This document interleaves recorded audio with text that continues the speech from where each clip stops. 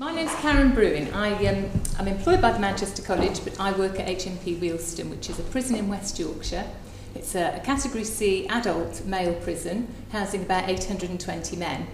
Now, let's hope this is going to work okay. When these men come into prison, one of the first things that happens is they're assessed to find out their levels of English and maths. And those that are below a level 1 in maths and English have got to do education. They don't have any choice in the matter. And a lot of those men have spent their lives avoiding education. They've had difficulties at school. They're quite disaffected. So when they first come into us, the last thing that they really want to do, now I'm going to struggle with this because I need to, where's that nice lady that was helping? I need to make the mouse move up here and then back down again, and I'm not sure that I know how to do that. Yeah. I just need to tap there and on there, please, but I'm not sure how to do it. And then on there. Thank you.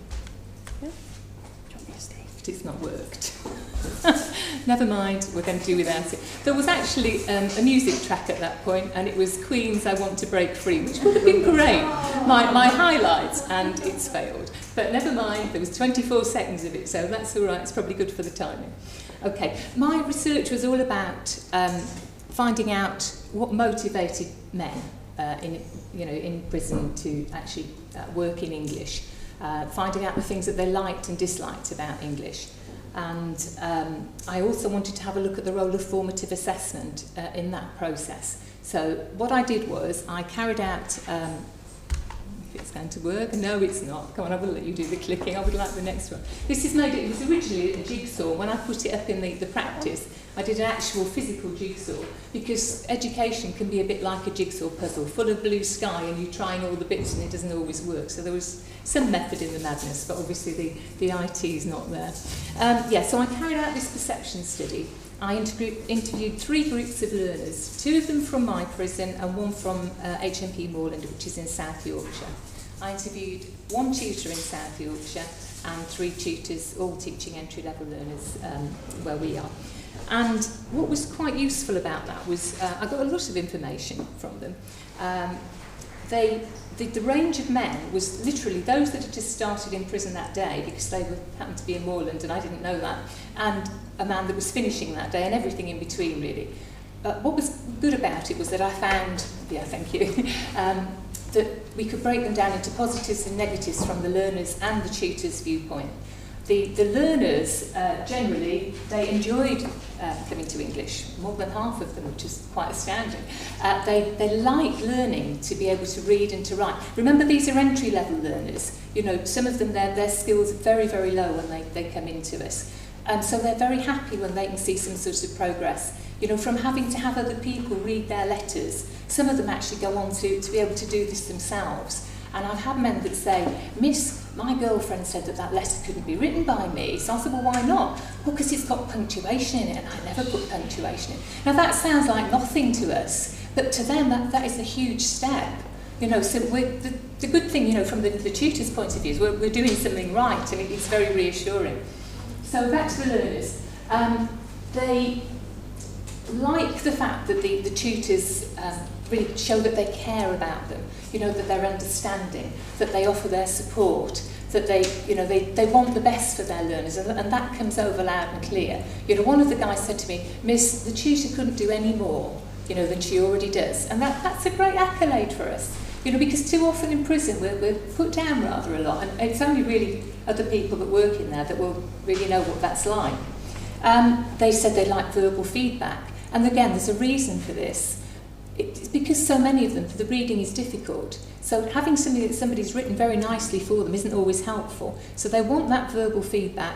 But another tutor had said to me, I do both, obviously, because then we can go back, and if he's having a bad day, we can say, look, here you are, you know, this is what you did on Friday, you were fine, you know, it was okay.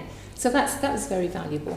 On the negative side of things from the learner's point of view, they don't like not being able to read and write. They don't like not being able to spell. They don't like the frustration. They don't like not understanding.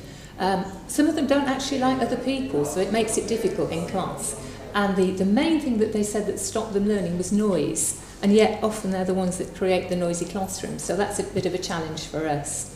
In terms of the tutors, they felt that their lessons were really interesting, that they were engaging, they were topical. that, you know, they thought a lot about their lessons. What else do we have on there? One of the things that they said was that sometimes the learners would say, I can't do this, miss, and then they go to their ILPs or the learner diaries that I tried to get them to complete and say, oh, you know, I found this very easy, you know, give it a 5, you know, this sort of thing. So you don't always know whether it's true, you know, can they do it or can't they do it? Do they like it, don't they? So there was always that, you know, dichotomy between the two, really.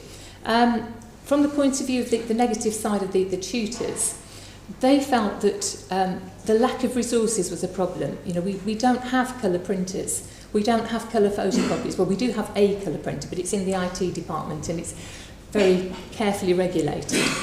Obviously, we can't use a lot in the way of technology. We've got Moodle, but most of the time, if you have more than 3 people using it, it crashes. So it stops people using these things. Thank you. Right, I'm being moved on a little bit. One of the interesting things that I did find out, because I got access to ET. Now, ET to a lot of you might be a character in a Steven Spielberg film of the 80s, but ET at the Manchester College is the enrolment tool. And normally the likes of me don't get access to this. So on the 18th of June, I was absolutely ecstatic because I got a read-only copy to have a look at and the data book. And I found out that we'd enrolled 690 people, this is at Wealdstone, for maths and English since the beginning of the academic year. 270 of those have achieved a qualification, 41 have withdrawn, 96 are awaiting results, and 120 are continuing. But of the men that I interviewed, 3 got an entry 1 qualification, but it took them 289 hours between them. 6 got an entry 2, and that took them 429. And 5 got an entry 3, taking 209. But the really key thing is, given that these men are made to come to education to get a level 1, not one of them managed to achieve a level 1 qualification. One started on an English course, but he actually finished prison before he had time. So that was quite an interesting thing that I found out, and only, you know, very much towards the end of the course. And as yet, I haven't had time really to look to see if this is reflected across, you know, the whole of the prison all of the time, or, you know, if it was just the small sample that I did. Obviously, I set out to conduct practitioner research. It's going, that's fine, good. Every time it does it, I think it's not going to. And you know, what I think was really good was I learnt a lot from it. You know, I think I've become quite discouraged, and I think listening to the fact that the learners, you know, did value what we're doing was important for me, and I think it's important for the other staff to know that, because as I say, you know, sometimes our culture has been that, you know, we're not always feeling that we're appreciated, so it's been very valuable from that point of view. And what I'd like to do is to take this a little bit a bit wider, you know, to take it, because we've had another reorganisation, so we have different people teaching these entry-level learners now, and I'd like to ask the same questions of, you know, new learners and also these teachers, and see what they come up with, and pool it, and see if there's something out of that we can, you know, pass on to people in other prisons. And obviously, if money were no issue, it would be nice to do a much wider study. And I think, I don't know if that's possible, but just everything but at a greater scale, really. And then finally, my piece in the jigsaw was the research, because I found I had a lot of research that was available. But the 3, I think, that I used the most were Frank Coffield's All You Ever Wanted to Learn About, I can't read that, Teaching and Learning, but we're too cool to ask is what it says. I hope you can read it on your copies. And then we've got Yap's 2009, Adult Learners' Motivation and Barriers to Learning, and Williams' Assessment for Learning, and also Embedded Formative Assessment, and they were particularly good. So I don't know if you've got any questions of me. I will do my best to answer them, and I just hope we've got the time, and I'm sorry if I've gone over. Any questions?